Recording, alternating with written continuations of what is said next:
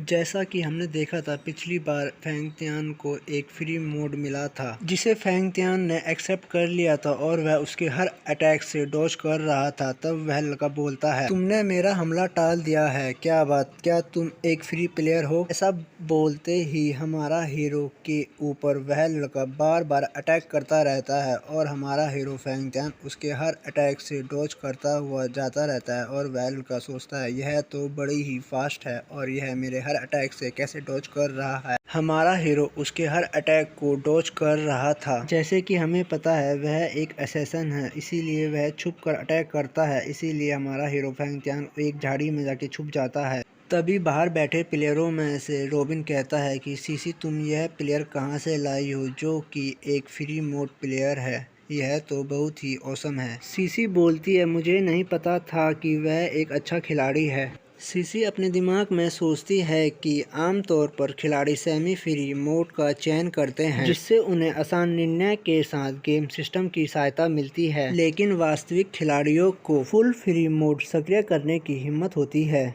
जहां ऐसे खिलाड़ियों को किसी की क्षमता की आवश्यकता नहीं होती है। और दूसरी तरफ हम गेम में देखते हैं कि वह लड़का कहता है वह एक हत्यारा है क्या, लेकिन पहले उसने मेरे अटैक को डॉज क्यों नहीं किया? वह अभी अभी फ्री मोड के साथ मेरे अटैक को ब्लॉक करने में कामयाब है। यह क्या महज एक संयोग है? लेकिन यह ठीक है, जब तक मैं शांत रहूंगा वह मुझ पर कोई अटैक नहीं करेगा। आखिरकार फुल फ्री मोड में महारत हासिल करना इतना आसान नहीं है। तभी हम देखते हैं फेंग तियान बहुत तेज की स्पीड के साथ अपने खंजरों को हाथ में लेकर उसकी पीठ पर एक वार करता है और वह देखता है कि वह स्ट्राइक रेट तो बहुत ही तेज है। तभी वह लड़का अपने हथौड़े को बहुत ही तेज के साथ घुमाकर उसके ओर मारता है, लेकिन हमारा हीरो की स्पीड बहुत ही तेज थी और वह उसे चकमा देकर तुरंत वहां से भाग जाता है। तभी वह लड़का कहता है इसकी चाल तो बहुत ही अजीब है और इसका हमला करने का तरीका भी बहुत ही अलग है। तभी हम देखते हैं हमारा हीरो फेंग तियान फिर से अपनी चाल के साथ उस पर अटैक करने को उसकी तरफ भागता है और वह देखता है कि वह मेरी तरफ आ रहा है, लेकिन वह कुछ नहीं कर पाता और हमारा हीरो उसकी इस बार छाती पर एक बहुत बड़ा घाव देकर चला जाता है और वह लड़का उसे बार बार देखता रह जाता है। ऐसा बार बार होने पर फेंग तियान कहता है कि आखिरी बार, इसके बाद मैं इस गेम को जीत जाऊंगा और वह उसकी ओर गले पर चाकू रखकर मारने की ओर बढ़ता है। तभी वह लड़का कहता है कि अब तो मैं इस गेम को हार जाऊंगा।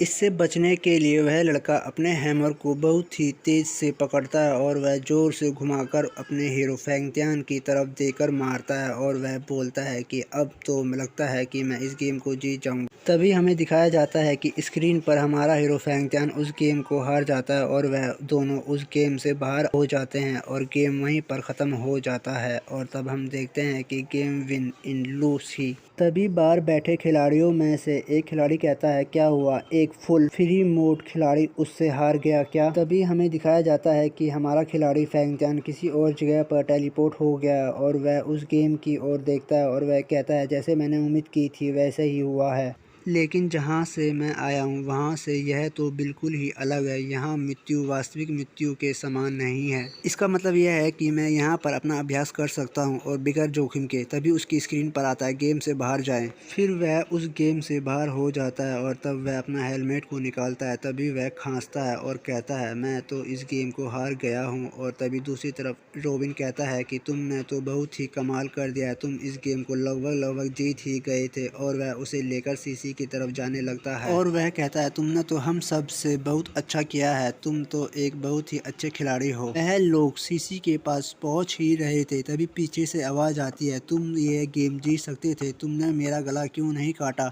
तभी वे सब पीछे देखते हैं और वह देखते हैं कि यह तो वही लड़का है जो फेंग तियान को हराकर गेम जीता है। और वह कहता है कि तुम बहुत अच्छे खिलाड़ी हो, तुमने मेरे को क्यों नहीं मारा? फेंग तियान कहता है मैं तो बस अभी अभी इस गेम को खेल के आया हूँ। और अपने मन में कहता है मैं तुम्हें तो पहले ही हरा देता। इसके बाद फेंग तियान और सीसी दोनों अपने घर की तरफ जाने लगते हैं और घर पहुँचने के बाद फैसी कहती है तुमने तो आज बहुत अच्छा किया है। फिर वह जैसे ही गेट खोलती है तो वह देखती है कि उसके सामने उसके पापा खड़े होते हैं और उसकी हवा ख़राब हो जाती है।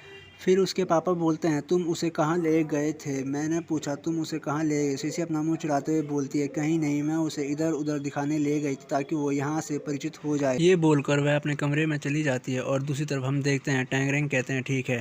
टैंगरैन हमारे हीरो के कंधे पर हाथ रखकर बोलता है, मैंने तुम्हारी मीटिंग फिक्स करी है हम डॉक्टर के साथ। हमारा हीरो कहता है, मैं तो बिल्कुल ठीक हूँ, पर टैंगरैन कहते हैं, मुझे पता है, इसीलिए तो डॉक्टर लियोन जो एक मनोवैज्ञानिक चिकित्सक हैं, बस तुम्हें उनसे बात करनी है जैसे अपने दोस्त से बात करते हो। हमारा हीरो फेंग तियान कहता है, उन्हें मेरी चिंता है क्योंकि उन्हें पता है कि मुझे मानव तस्करों ने अपहरण किया था, इसीलिए उन्होंने मेरी चिंता की है। तभी टैंगरैन फेंग तियान से कहते हैं, क्या बात है? कुछ नहीं अंकल टैंगरैन, आपने कहा था आप मेरे पिता को जानते हैं, वह किस तरह के व्यक्ति थे? रैन, हमारी दोस्ती को 10 साल से भी अधिक समय हो गया है। वह अपने आसपास के लोगों की रक्षा करने में सक्षम थे और वह एक विश्वास पात्र व्यक्ति थे।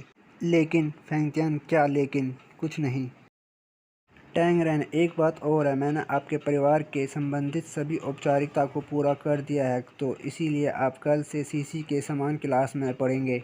इससे आपको फिट होने में मदद मिलेगी। फेंग तियान, उन्होंने मेरे प्रश्न का उत्तर देने से परहेज किया है। मास्टर कोल, मेरे पिता कैसे हैं? मास्टर, आपको केवल यह जानने की ज़रूरत है कि आपके पिता एक हीरो हैं।